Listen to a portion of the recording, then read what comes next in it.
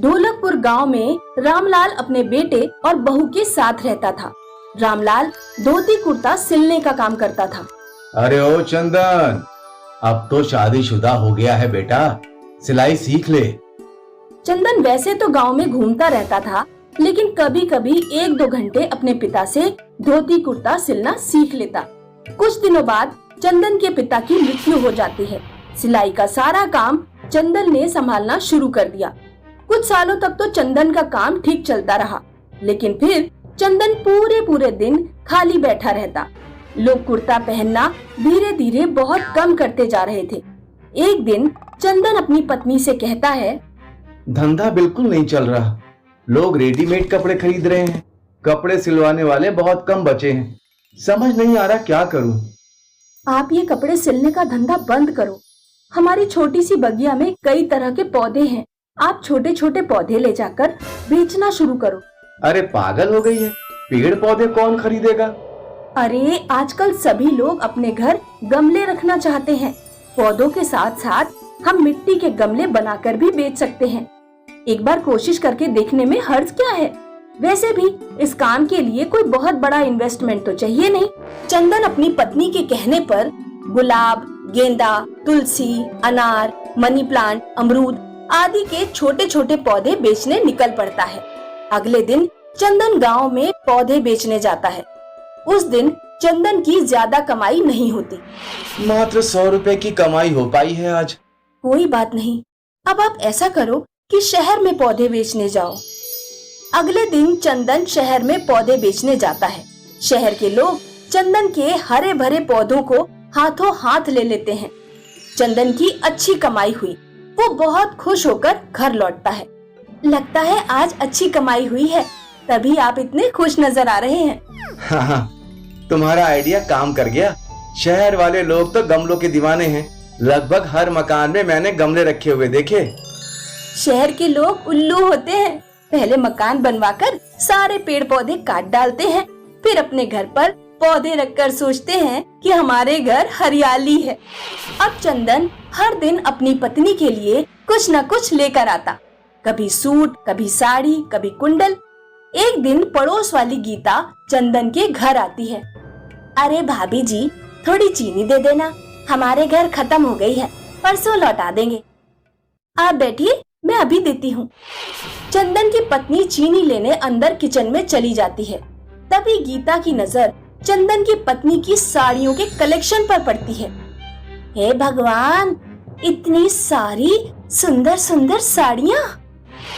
गीता चीनी लेकर बहुत गुस्से में अपने घर पहुँचती है और अपने पति रवि से कहती है, तुम भी चंदन भैया की तरह कोई अच्छा काम धंधा करो, नकारा निकम्मों की तरह पड़े रहते हो घर पर।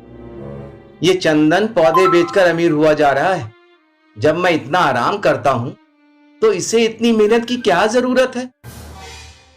रवि रात में एक छड़ी लेकर चंदन की बगिया में घुस जाता है और सारे पौधे उखाड़ डालता है। अगले दिन जब चंदन और उसकी पत्नी बगिया में आते हैं तो देखते हैं किसी ने सारे पेड़ पौधे उखाड़ दिए हैं। हे भगवान, ये किसने किया? चंदन और चंदन की पत्नी बगिया में बैठकर रोने लगते हैं। तभी वहाँ एक देवी प्रकट होती है। देवी चंदन को एक मनी प्लांट का पौधा देती है। ये साधारण मनी प्लांट नहीं है, इसके हर पत्ते के साथ एक 2000 का नोट निकलेगा। यदि इसे किसी ने चुराया तो उसके लिए परिणाम भयानक होंगे। ऐसा कहकर देवी गायब हो जाती है। देवी द्वारा दिए गए मनी प्लांट को चंदन अपने घर पर रख लेता है। मनी प्लांट से रोजाना एक पत्ता आता और पत्ते के साथ एक 2000 का नोट निकलता। एक महीने में चंदन के पास 60,000 रुपए इकट्ठे हो जाते हैं। उन पैसों से चंदन एक नई बगिया लगा लेता है और दोबारा पौधे बेचने का धंधा शुरू कर देता है। ये चंदन के पास इतने पैसे कहाँ से आए? इसने तो पहले से भी बढ़िया बगिया लगा ली। एक रात रवि चुपके से चंदन के घर में झांक कर देखता है। चंदन और उसकी पत्नी आपस में बातें कर रहे थे। अब ये मनी प्लांट रोजाना 2000 रुपए दे देती है, तो फिर आपको काम करने की क्या जरूरत? देवी ने मनी प्लांट हमें इसलिए नहीं दी कि हम आलसी होकर बैठ जाएं और कोई काम धंधा ना करें। अच्छा, तो ये सब उस मनी प्लांट की वजह से हो रहा है। रात में जब चंदन और उसकी पत्नी सो जाते हैं तो रवि उनके घर में घुस जाता है और मनी प्लांट चुरा लेता है। वो मनी प्लांट को एक बक्से में बंद करके रख देता है। अब कल इसमें 2000 का नोट निकलेगा। रवि सुबह उठकर सबसे पहले बक्सा खोलता है। वो देखता है कि पूरा बक्सा सांपों से भरा हुआ है और मनी प्लांट से लगातार सांप निकल रहे हैं। सांप रवि के ऊपर चढ़ जाते हैं। हे भगवान, बचाओ बचाओ बचाओ! ऐसा कहकर रवि अपने घर में चारों ओर भागता है। रवि की पत्नी डंडों से सांपों को हटाती है और मनी प्लांट रवि को लाकर दे देती है। जल्दी जाइए और मनी प्लांट चंदन भैया को वापस कराइए। इस मनी प्लांट में जरूर कुछ गड़बड़ है। रवि तुरंत भागता हुआ चंदन के पास जाता है और चंदन के पैरों में गिर पड़ता है। मुझे माफ कर दो चंदन, मैंने तुम्हारी मनी प्लांट चुराई। चंदन जैसे ही अपने हाथों में मनी प्लांट लेता है, सभी सांप गायब हो जाते हैं। ऐसा तुमने क्यों किया रवि? मेरे पास कोई काम धंधा नहीं है। अगर ऐसी बात है तो तुम्हें मुझे पहले बताना चाहिए था।